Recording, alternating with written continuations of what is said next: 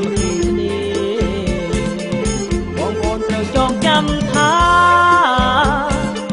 ប្រាសាទសីតាល្បីរត់ទី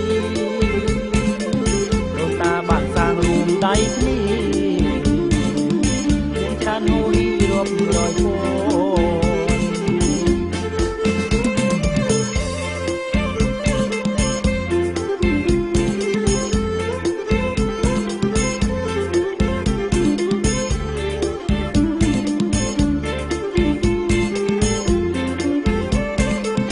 នៅស្រុងខ្មែរម្ដាយទីតីស្រុកថ្មីក៏រេម្ដាយមួយពេលជួបតុងភ័យទៅជួយបងប្អូនជាមួយខ្មែរជួយខ្មែរដូច្នេះខ្ញុំសង្ឃឹមថាពលបិណ្ឌខេមរាខិនខំថាទំនៀមទម្លាប់វប្បធម៌គេដំណើរអង្វែងអើ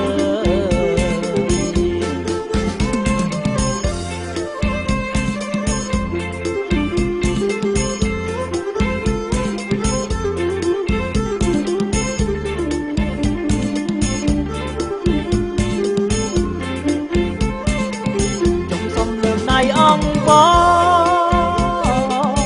ពលកកូនខ្មែរនៅកូរ៉េមកស្រុកគេមិនត្រូវពេញទេសាមគ្គីគ្នាបងប្អូនត្រូវចងចាំថាប្រាសាទសីតាល្បីរត់ទីដូនតាបានសាងរួមដៃគ្នាមានច្រើនហូររាប់រយពោ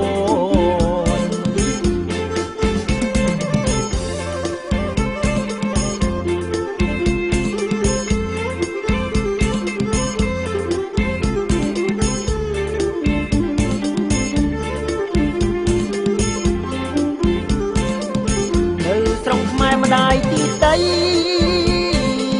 ស្រុកថ្មីក៏រេម្ដាយមួយគេជុំទុំភ័យត្រូវជួយបងប្អូនជាមួយខ្មែរជួយខ្មែរដូច្នេះខ្ញុំសង្ឃឹមថាពលបិណ្ឌខេមរាខិនខំថាជំនាញជំនឿវប្បធម៌គេ